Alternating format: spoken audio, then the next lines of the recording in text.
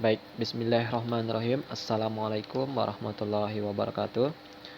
Sebelumnya saya akan memperkenalkan diri saya. Saya Agustiadi dari Prodi RPL.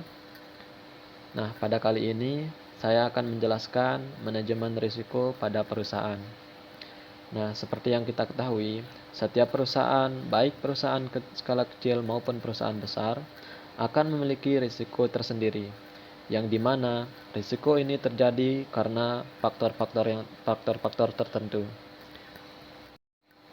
Baik, pada pembahasan pertama, kenapa risiko itu bisa terjadi?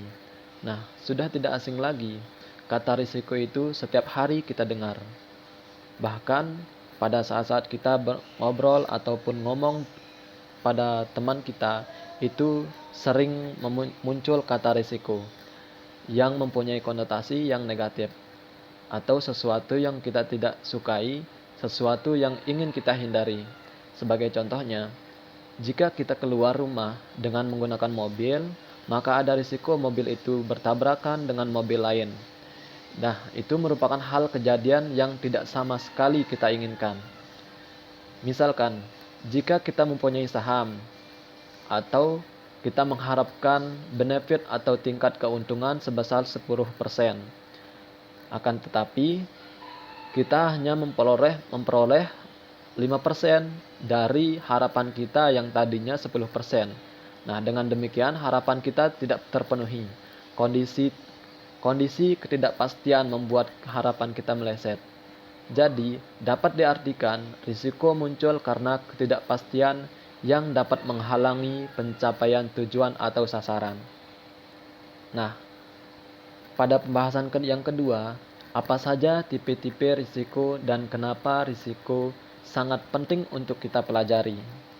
Baiklah teman-teman, risiko bisa dikelompokkan ke dalam dua bagian, yaitu risiko murni dan risiko spekulatif. Nah, di mana risiko murni ini ialah risiko for risk, adalah risiko di mana kemungkinan kerugian ada, tetapi kemungkinan keuntungan tidak ada. Nah, beberapa contoh risiko tipe ini adalah risiko kecelakaan atau kebakaran dan semacamnya, seperti banjir dan sebagainya. Nah, contoh risiko kebakaran yang dimana di samping individu yang terkena dampaknya. Nah, masyarakat juga akan mengalami juga kerugian-kerugian pada hal tersebut. Baik, adapun contoh-contoh risiko murni. Nah, tipe risiko aset fisik, yaitu risiko yang terjadi karena kejadian tertentu berakibat buruk pada aset fisik organisasi. Contohnya, kebakaran yang melanda gudang atau bangunan perusahaan. Nah, yang kedua, risiko karyawan. Risiko karena karyawan organisasi yang mengalami peristiwa kerugian. Contohnya, kecelakaan kerja mengakibatkan karyawan cedera. Kegiatan operasional menjadi terhambat. Nah, yang ketiga, risiko legal. Risiko kontrak tidak sesuai dengan yang diharapkan. Dokumentasi yang tidak benar. Contohnya, terjadi perselisihan sehingga perusahaan lain menuntut ganti rugi yang signifikan. Baik, resiko yang kedua yaitu resiko spekulatif. Nah, risiko spekulatif ini adalah risiko di mana kita mengharapkan terjadinya kerugian dan juga keuntungan. Nah, disinilah potensi kerugian dan keuntungan dibicarakan dalam risiko ini. Contoh, risiko ini adalah usaha bisnis atau pelaku bisnis. Misalnya, pada pembelian saham, peluang keuntungan yang mungkin diperoleh yaitu keuntungan dari pembagian saham yang sudah kita terbitkan atau yang sudah diterbitkan oleh perusahaan. Sebagai contoh, risiko pasar. Risiko pasar di mana risiko yang terjadi dari pergerakan harga pasar yang bisa melonjak naik dan bisa turun. Nah, dari sinilah harga pasar saham dapat berportfolio perusahaan mengalami penurunan yang mengakibatkan kerugian yang dialami perusahaan. Yang kedua, risiko kredit, di mana risiko karena counterpart atau gagal memenuhi kewajibannya kepada perusahaan. Debit, seperti contohnya, debitur tidak bisa membayar cicilan bunga dan pokok pinjaman. Dan yang ketiga, risiko likuiditas. Risiko ini risiko yang tidak bisa memenuhi kebutuhan kas, yang dimana perusahaan tidak memiliki dana kas untuk memenuhi kewajiban ke depannya. Dan yang terakhir yaitu risiko operasional. Yang risiko operasional ini tidak berjalan lancar sesuai harapan yang kita inginkan, yang mengakibatkan kerugian serta kemacetan yang pada saat jalan. Contohnya mesin produksi atau penghasil macet, sehingga produksi yang kita lakukan menjadi terhambat. Oke, untuk pembahasan yang ketiga yaitu bagaimana proses manajemen risiko, bukan risiko ya. Oke, seperti yang kita ketahui, risiko itu ada di mana-mana, baik ada di kehidupan kita secara pribadi maupun risiko pada perusahaan. Ya, tentunya perusahaan yang besar maupun kecil. Nah, risiko ini bisa datang kapan saja dan sangat sulit untuk kita hindari.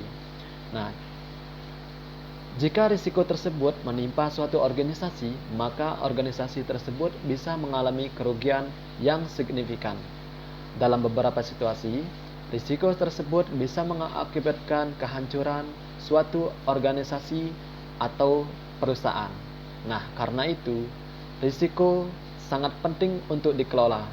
Jangan ada risiko kita meninggalkan, gitu sobat. Baik, kita lanjut. Manajemen risiko bertujuan untuk mengelola risiko tersebut sehingga kita bisa memperoleh hasil yang optimal atau sesuai yang kita inginkan. Nah, dalam konteks organisasi juga atau sebuah perusahaan akan menghadapi banyak sekali risiko, baik risiko yang datang dari kiri maupun kanan. Nah, jika organisasi tersebut tidak bisa mengelola risiko dengan baik, maka risiko tersebut bisa mengalami kerugian yang signifikan atau kerugian yang lebih menurun begitu.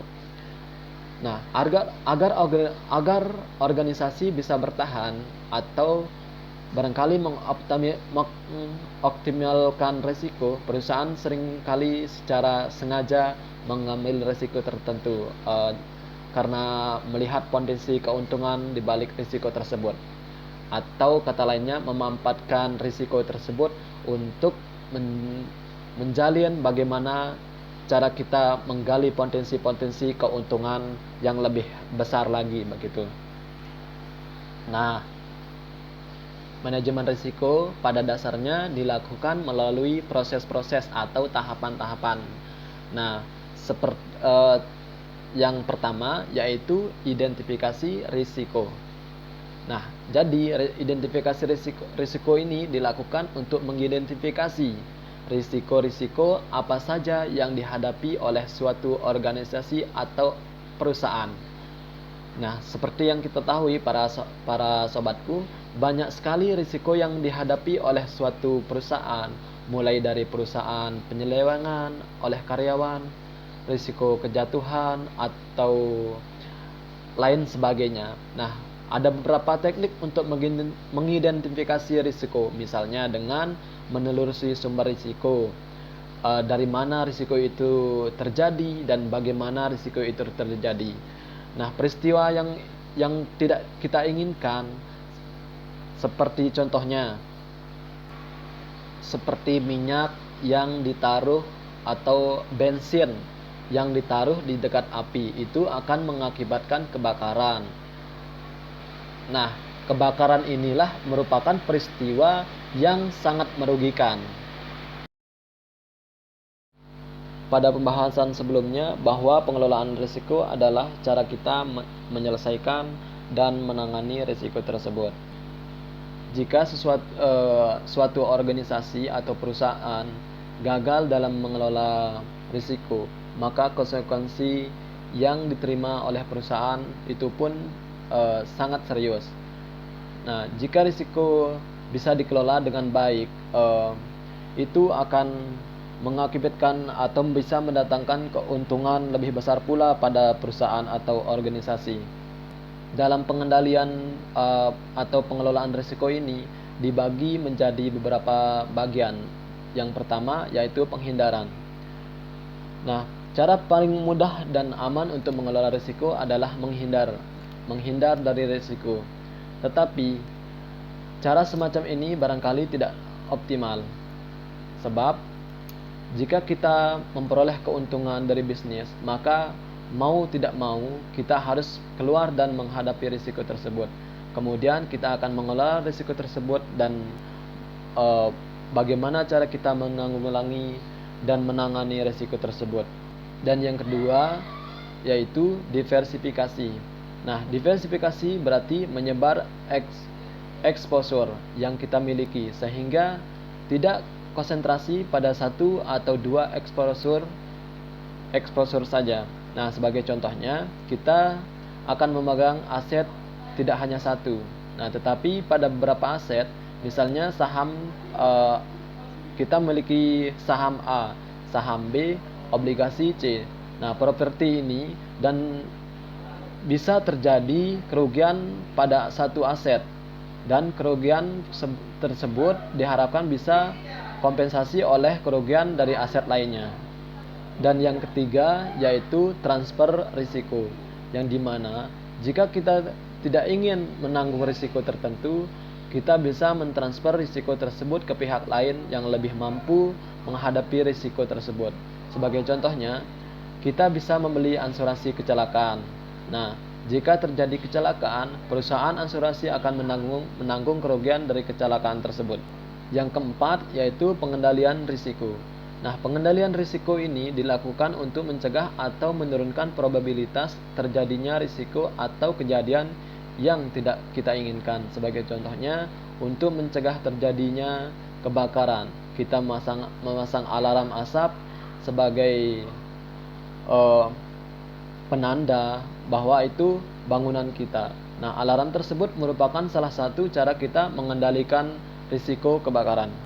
Nah, yang terakhir yaitu penandaan risiko, yang dimana penandaan risiko ini mempunyai arti sebagai menandai kerugian yang terjadi jika suatu risiko muncul. Nah, sebagai contohnya, jika terjadi kebakaran, bagaimana menanggung kerugian akibat kebakaran tersebut, bagaimana cara kita menanggulangi kerugian-kerugian yang sudah tidak ada pemasukan.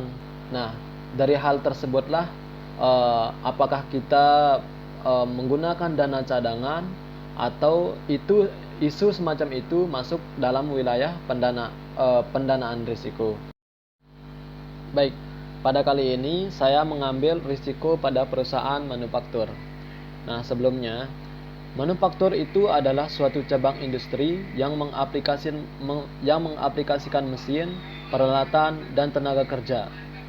Nah, dan suatu medium proses untuk mengubah bahan mentah menjadi barang jadi untuk dijual kembali kepada pasar. Nah, manajemen risiko diwajibkan ada pada setiap perusahaan guna untuk mengidentifikasi awal dari suatu permasalahannya serta jalan keluar suatu masalah tersebut dengan cara sendiri maupun kelompok untuk menyelesaikan atau menghalau menangani risiko-risiko yang akan muncul di kemudian hari atau ke depan hari.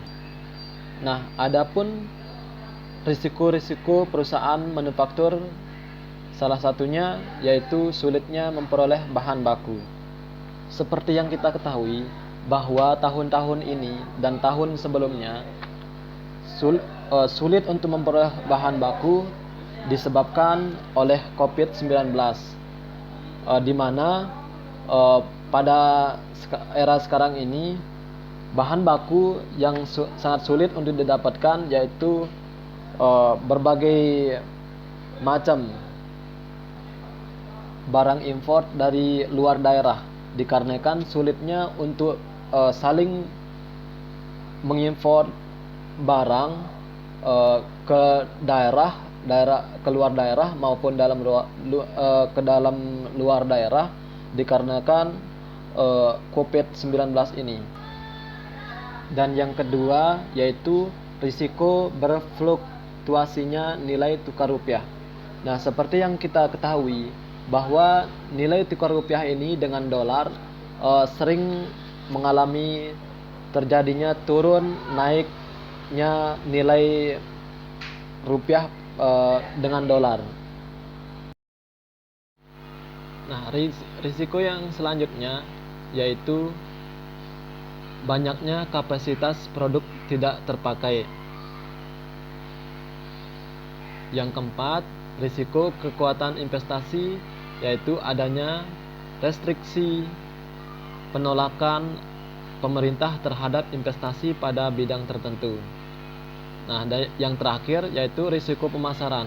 Seperti halnya pada pemasaran yang sering terjadi ialah menurunnya nilai suatu investasi karena pergerakan pada faktor-faktor transaksi derivatif akibat perubahan keseluruhan pada kondisi pasar.